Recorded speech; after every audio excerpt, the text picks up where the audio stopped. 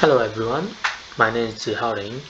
Today I would like to present you our recent progress of using underwater sounds to reveal the dynamics of chemosynthetic ecosystems. So many of you already know that chemosynthetic ecosystems support unique biological communities like hydrothermal vents. But many of these ecosystems are located in the deep sea or remote areas, so the assessment of biodiversity and ecosystem dynamics remains a challenging task. So how can we effectively monitor these ecosystems? Underwater sounds may provide us a new solution. We know that active vents do produce low-frequency sounds that can propagate for a long distance. And like many shallow water species, we hypothesize that deep-sea larvae may be able to use these acoustic signals as a cue to locate their habitats among the vast abyssal plain. And we can also hear the underwater noise, especially sounds produced by human activities, to evaluate the potential impacts of a developmental project on this vulnerable ecosystem. For example, in the future, if deep-sea mining occurs, then we can use the sounds of mining activity and shipping activities to assess the potential impacts. So what is soundscape-based ecosystem monitoring? Soundscape ecology is a newly emerging field of science that is different from bioacoustics. In soundscape ecology, we're trying to measure sounds from geophysical environment, biodiversity, and anthropogenic activities. And we're trying to decompose the soundscape into these three components and predict their dynamics so that we can do lots of applications. For example, ecosystem monitoring, spatial planning, and conservation management.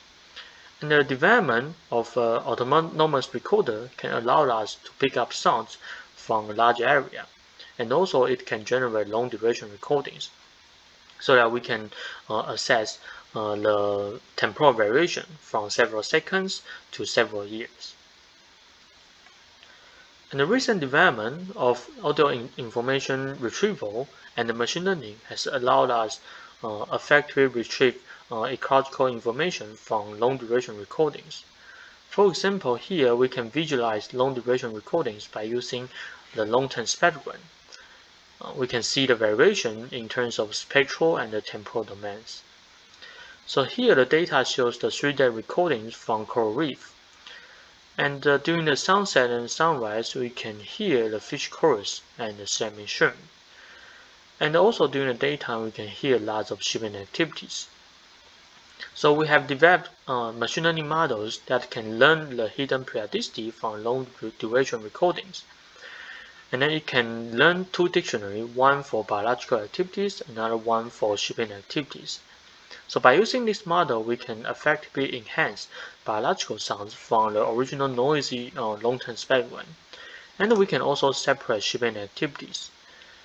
So even though we only have one recorder at the habitat, but we can still use the two channels separated to evaluate the biological and the anthropogenic activities and even their potential interactions. So now let us listen to hydrothermal vents.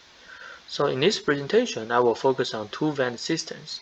One is shallow water vent of Guishan Island, northeastern Taiwan. And another one is the deep sea vent at Suiyo Seamount. So we characterize the acoustic signatures of these two hydrothermal vents, and we use this acoustic signature to assess the changes in vent activities and associated communities, and we compare it with non-vent habitats. So let us move to Guishan Island. So we call Guishan Island also as Turtle Island, because from the satellite image you can see this is the head and this is the tail of this turtle. And off the turtle head, this is the known location of the hydrothermal vents. And on the satellite image, you can also see the white area is the sulfurous prawns emitted by vent.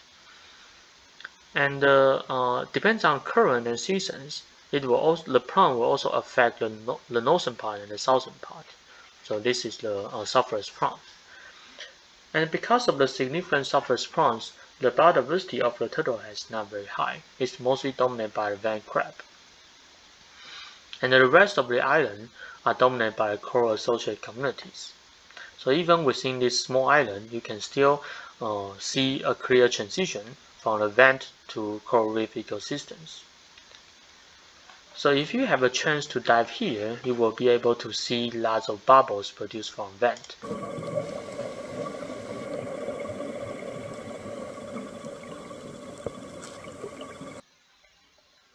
So you can see several strings of bubbles. And if you lower a professional recorder, you will hear their true acoustic signature.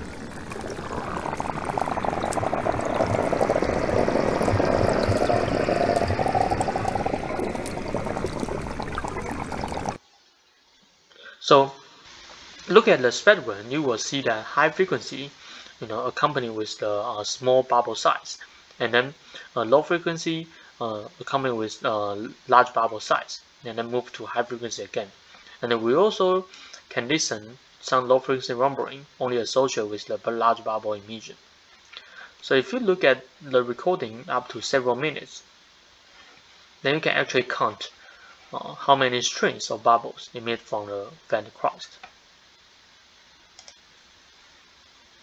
And if we deployed one recorder off the turtle head for several days, and here you can see that 3 days recordings, and the soundscape is entirely dominated by the vent noise, especially below 1K Hz. But during the nighttime, we can still hear sounds of crustaceans, but signal-to-noise ratio is quite weak, so we don't think that these sounds are produced directly from the vent, rather it's from off the vent field. And if we listen to the sounds at the turtle tail, it sounds like this.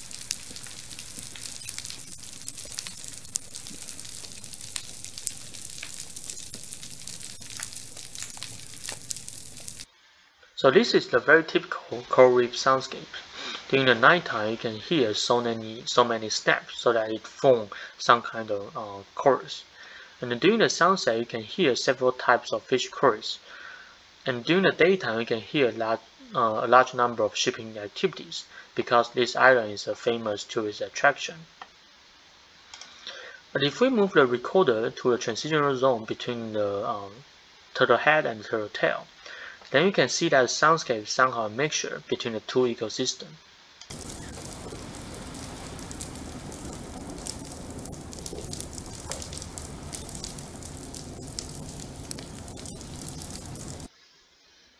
So here you can still hear the vent noise, below 1K Hz, but the intensity is much reduced compared to a vent field. And during the sunset, you can also hear the fish chorus, but somehow the signature is quite different from the reef-dominant systems. So even for biological sound, we can still see the transition from the vent field to a reef-dominant systems. And we're trying to use a machine learning model to separate biological sounds, shipping noise, and the vent noise.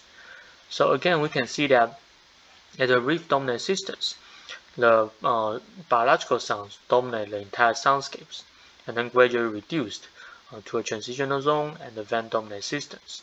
And at here, you can see that the vent noise not only dominates the entire soundscape, it also shows some kind of lunar cycles and tidal cycles. Especially the intensity reduced from the nip tide to a springtime, especially during the new moon period.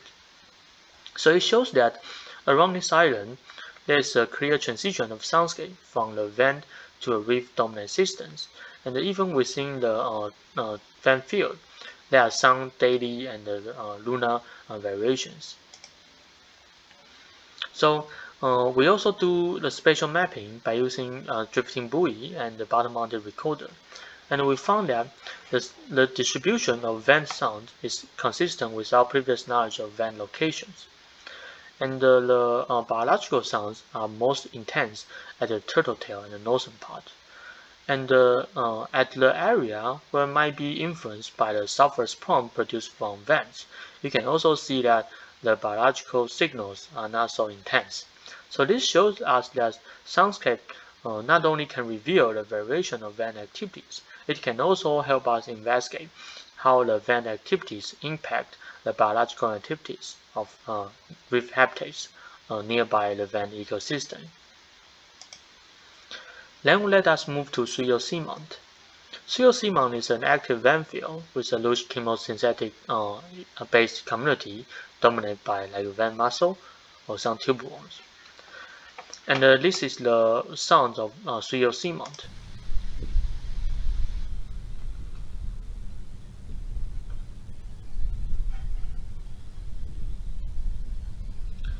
So you can hear the narrowband tones and the low frequency rumbling.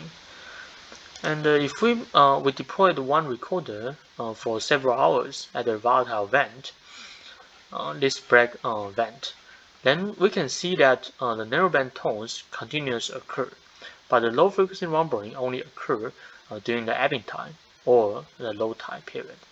So we compare the data with tide data of Chichijima, the nearest tide station. So it seems like it really shows this kind of correlation. And we move the recorder to the clear vent and the caldera ring, and we can see that the soundscape is slightly different from the black vent. The narrowband tone is still visible, but the signal noise ratio is not very clear. But somehow, the low frequency rumbling can only be heard at the volatile vent.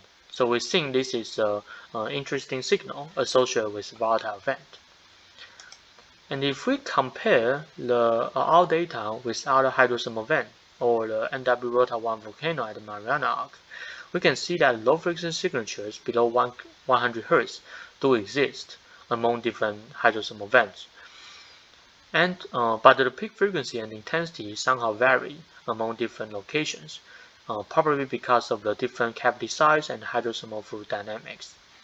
But if we compare the hydrothermal vent data with other deep sea habitat, for example off Sandyfoot, Stuttgart Bay, and the Minami Torishima Island, you can see that the same pattern cannot be observed in the other deep sea locations.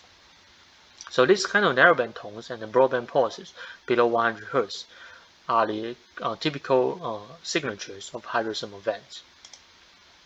So to summarize, can we use Soundscape to assess hydrothermal vent ecosystem? Yes, we can reveal the spatial temporal dynamics of vent activities by listening to the vent sound. Especially vent activities are a very important indicator of habitat quality for vent-associated communities. So listening to a vent sound can help us to understand how like a vent habitat vary from location to location or evolve through times. And we can, as we shown in our Turtle Island example, we can also use vent sound and biological sound to investigate the potential interaction between the vent field and the nearby habitats. But right now, we still cannot identify sounds directly produced from vent-associated organisms.